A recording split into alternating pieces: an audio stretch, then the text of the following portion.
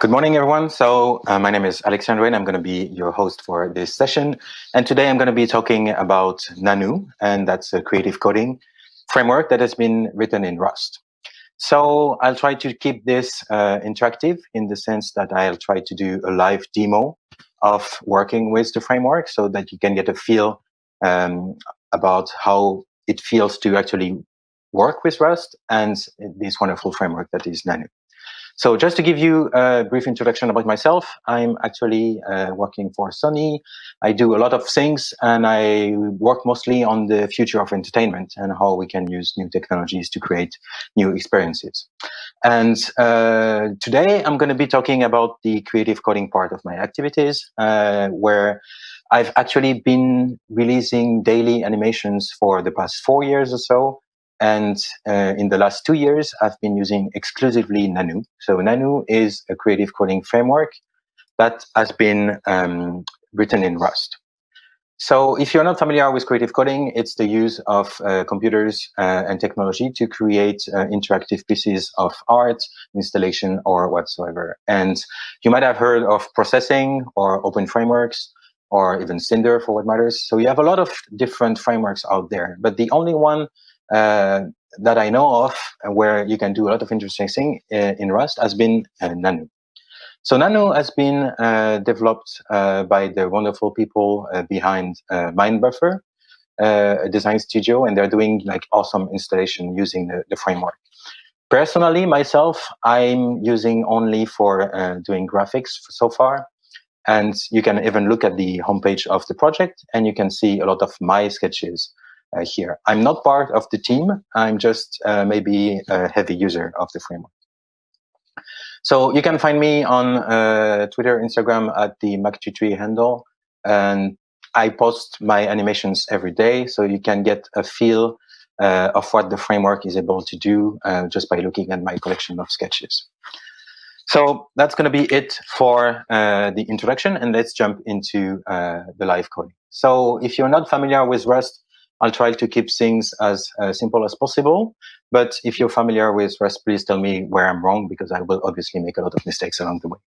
So we're going to use Cargo, obviously, the package manager for Rust, and we're going to ask Cargo to create a new binary application for us. I've called it Universe because I'm completely lacking any originality here. So in our Git repository that Cargo has made for us, we have the cargo.toml file that is already here, and that gives us all the information that we need to work with our project. So in Rust, when you want to add a dependency, you just add the name of the dependency you want to use, the number version, and then you're good to go. So that's wonderful. And when you try to run your project using Cargo, Cargo will fetch all the dependencies, all the libraries that you're using, and compile everything for you. Just a quick note here, on my machine, I've set up a cache of all the libraries, so that's why it's super fast. If you're trying to do the same on a fresh install, it will take a few minutes here. So if I just run the basic hello world, it's not interesting. So I'm going to cheat here just once. I'm going to take the template application source file that is available from the Nannou framework, and I'm going to put this into my main file. So let's look a little bit about how you would use Nannou in an actual setting. So I'm going to try to create something interesting within the time frame that I have. So I might go a little bit fast on some points, but I'll try to explain as best as I can how this works. So in our main function here, we're going to just create a new Nannou application that will start by making a model. And a model, if you're familiar with the model view controller design pattern, this is what Nannou has been designed with. So you start by creating a model that is just a data structure that can hold all the data and all the information that you want. Then I'm asking Nannou to update this model every time we need to refresh the screen. And then finally, in the view function, we are able to show a representation of our model to the screen. So now that I have this in my main file, if I try to run this, we'll hopefully get something that looks like this. And this is the beauty of using a framework like Nannou. Nannou is taking care of all the heavy lifting for you. In the back end, it's using the latest graphics technology. So it's using here Metal via Web GPU. So if you've heard of Web GPU, you're in good shape. It's basically the future of the graphics API, where you're trying to use the GPU to their fullest, and you're not held into the past. You also have window management. You have event handling. Everything is done for you. And the nice part about Nannou is that Nannou is not hiding a lot of stuff behind a complex structure that you're not able to access to. So if you really want to, you can get to the gritty inner working of the framework. So we're going to try to modify some interesting parts here. So I have here my background colors. I'm going to say it's black. I want to draw a circle. So we use the ellipse function. And I'm going to just offset my ellipse here. So to make it a little bit easier to see, I'm also going to resize my window to a bigger square. And when I run this, I should get a black screen with a white dot just off center. So this is how you would start working with the framework. You would start to use the existing function and try to work around this. So let's do a little bit more introduction stuff. I'm going to try to do a circle of circles. So I'm using a for loop here. In Rust, you work with over ranges. So that's how you define ranges. I'm going to define the angle as my I value here that I need to recast as a float, because it's not a free operation to cast a variable into a different type. So I'm dividing it by 10, multiplying it by tau. You should never use pi, by the way. Side note. And I'm just saying, if you remember your basic geometry classes, I'm now asking Nannou to draw 10 circles that are laid out over a circle. And we should get something like this. We have our 10 circles that are arranged in this simple circle here. Now, if we were not using computer codes, we would not be able to do animation. So let's add time into the mix. So I'm going to define time using this elapsed frame functions. Of course, Nannou can give you the time as the amount of time that has been elapsed from the beginning, but I prefer to use actually the number of frames, because when you do heavy stuff, it's easier when you are just rendering frame by frame. And I'm just going to add the time value to my angle here. And so far, so good. The compiler is agreeing with what I've been doing so far, and that's the power of Rust. If the compiler agree with you, then you're good to go. You're pretty much sure that your code will run very fine. So that's really the basics. How do you work with the framework? You just have a lot of those functions that are designed to be written in this, where you add more stuff at the end of whatever you're doing. And then we're trying to go from here to a little bit more complex example, where I'm going to add a little bit more interesting pieces here. So in order to do this, I'm going to define a new structure. I'm going to define something that I will call things, because yeah, it's going to be interesting to just work with things. And I'm defining those things are just having a position for now. So they have a position. So I'm using this vector2, that is a two-dimensional vector, the way you would represent a point in space. And then I'm going to define the constructor for my thing. And this is going to be a public function that I'm going to be calling new. And this will take another vector as its input, and it will return self. So self is the keyword that you use in Rust to represent the structure that you're working with. If you are using JavaScript, you might think that this is similar to this, but no, this is far better than this. So hopefully you find my humor pretty bad when I'm doing those kind of weird references to bad JavaScript. So here in my constructor, I'm just declaring a new struct, defining its position to be P. And in Rust, when you're not using the semicolon at the end of a logical line, then it returns that. So that's how this function is returning my thing. So now I have my structure here that is defined, and the compiler is not complaining. So if I were to run this, I will get my circle again. And since I'm not doing anything with my things right now, this is still the same.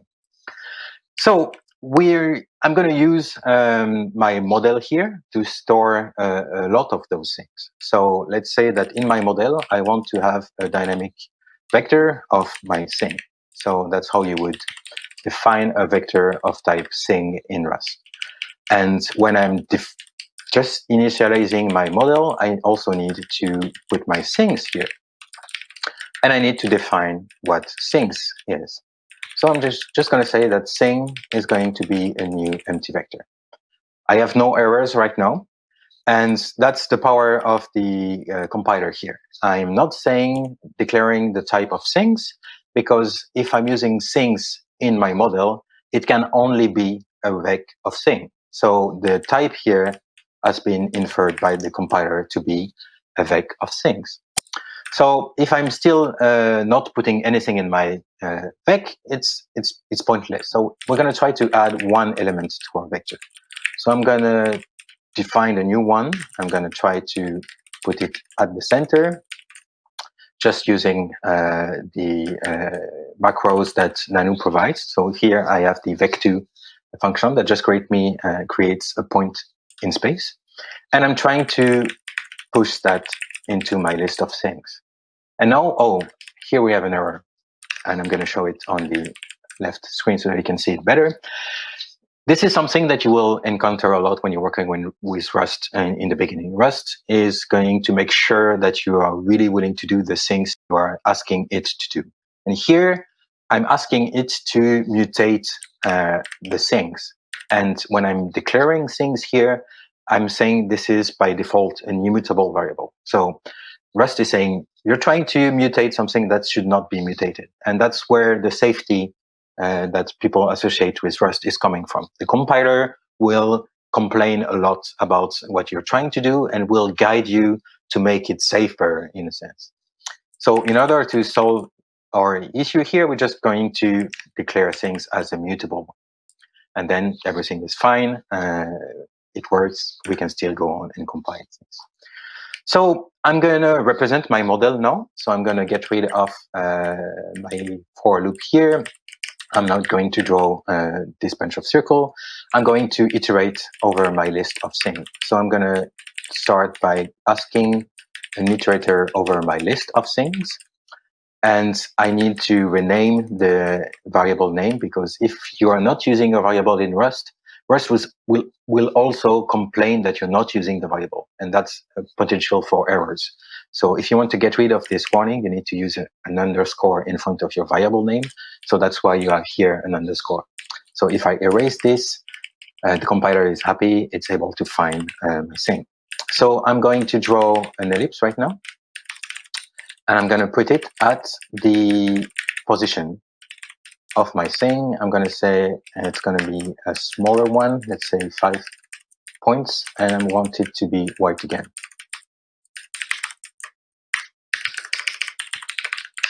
And now I should get, if you've been following along, just 1 point in the middle of my screen.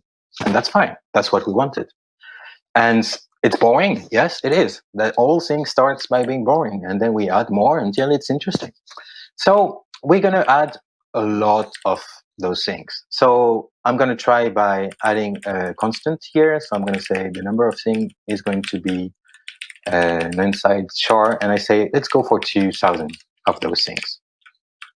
And I'm going to iterate over the range of those things. And I'm going to add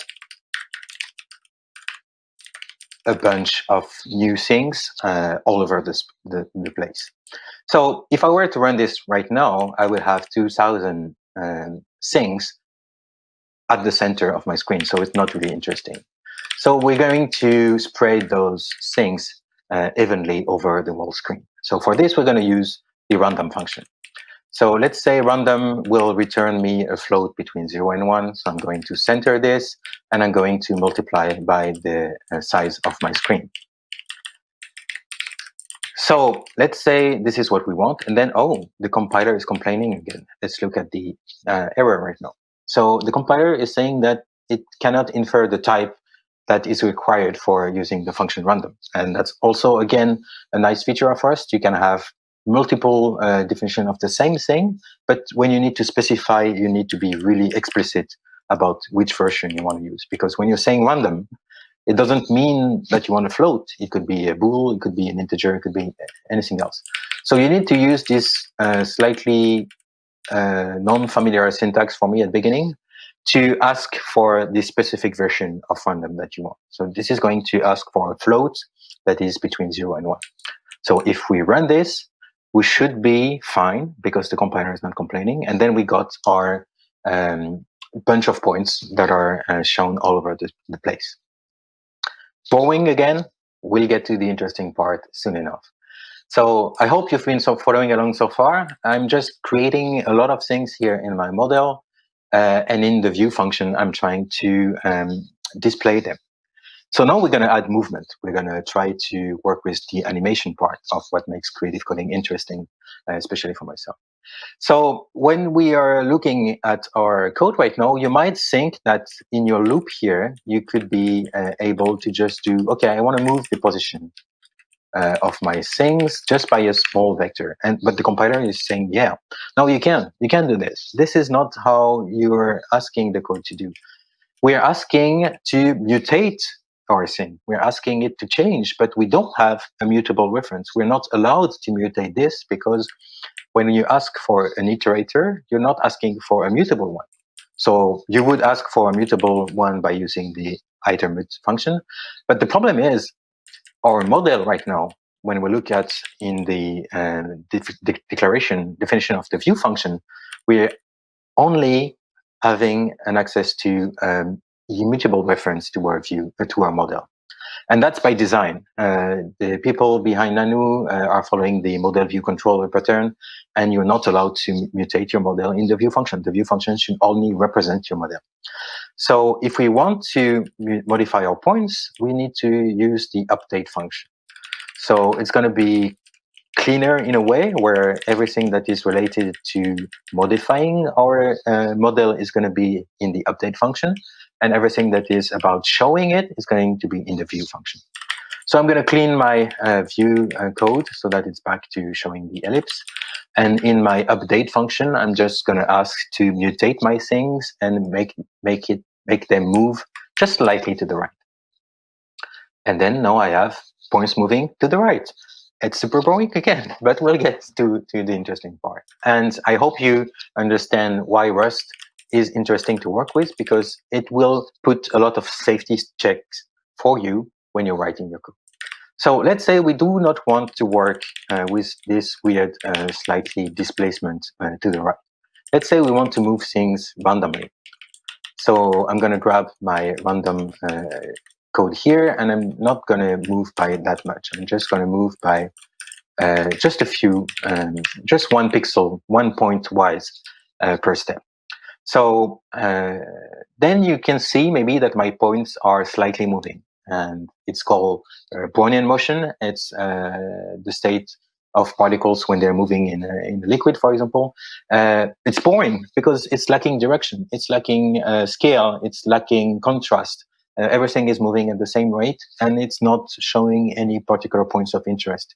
The tricky part about creative coding is finding interesting points in something that is procedurally generated. And I'm going to show you one way to do this.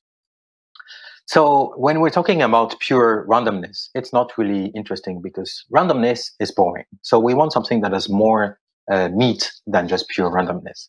And we're going to use for this noise. And noise, it's basically like gold in form of a mathematical function. So I'm going to define a noise function here. I'm going to use Perlin noise that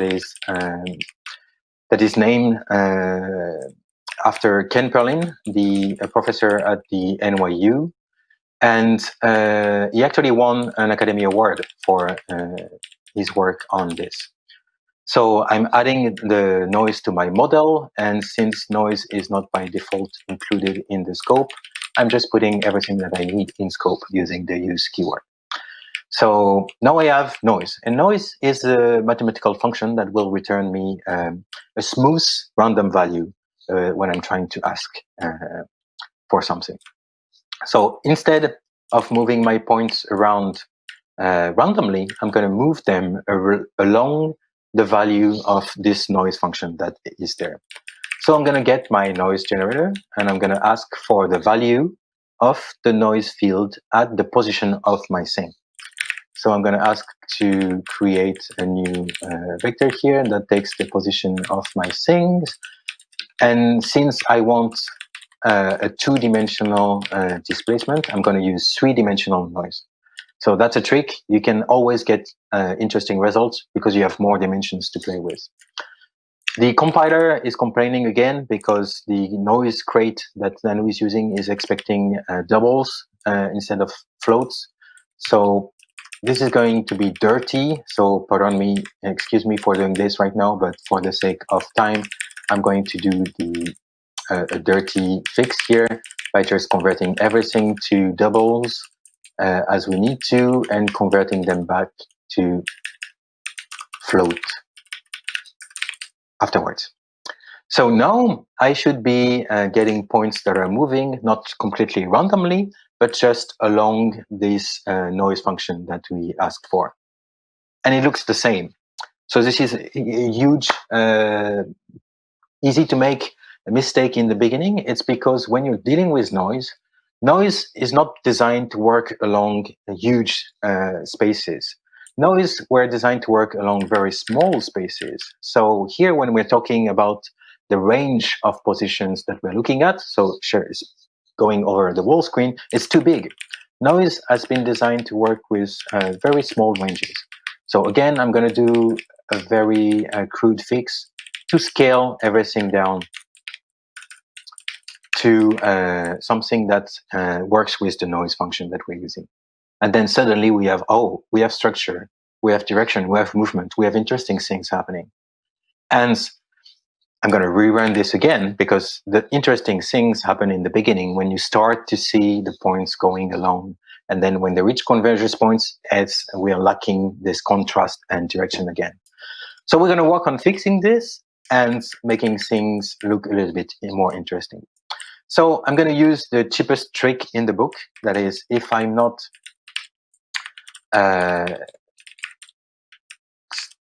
on the first frame of my animation, that is, if I'm not starting fresh, I will not erase the background before drawing the following frame.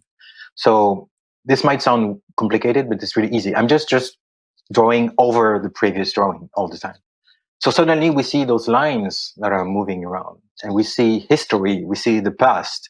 So we get a feel about what was happening before, and it starts to look interesting as an image by itself, but the animation part is lost. So the second trick that you will use all the time when you're trying to do something like this is you're not trying to erase the past, you're just trying to give a slight hint of the past. And in order to do this, we're going to just draw a black rectangle. So in Nannou, you would use something like this to define a black rectangle. That is, if you're following along, I'm using a very transparent black. And this looks like this now.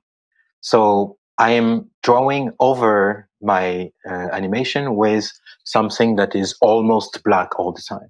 So I get this fade to black effect for free, basically.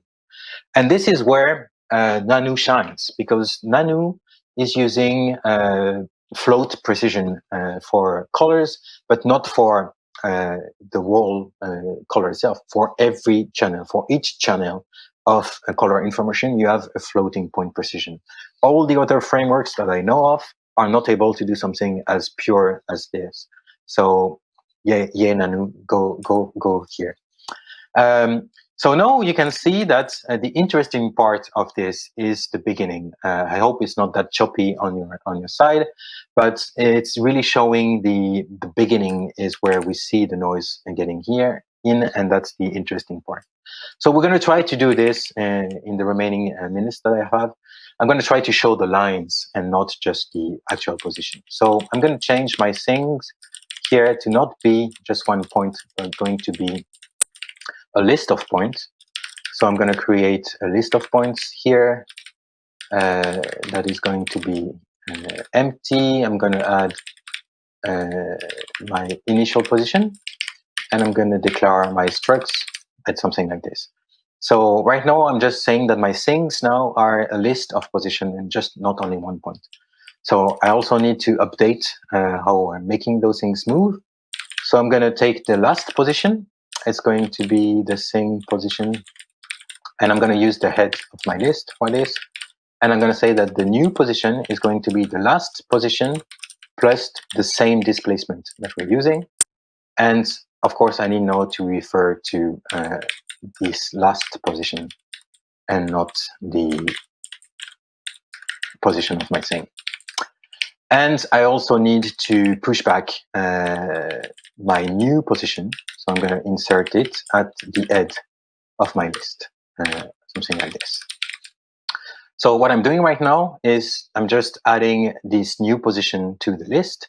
So the thing will hold the ever-growing list of position. So I'm going to represent this using the polyline function of Nannou that is designed to do exactly this.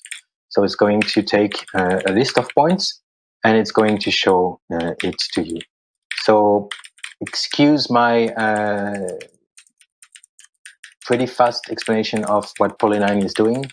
Polyline wants to hold the positions, so you cannot actually give the positions of the things directly to the point, because Rust will say, no, you cannot move things around. So I'm cloning all the information here.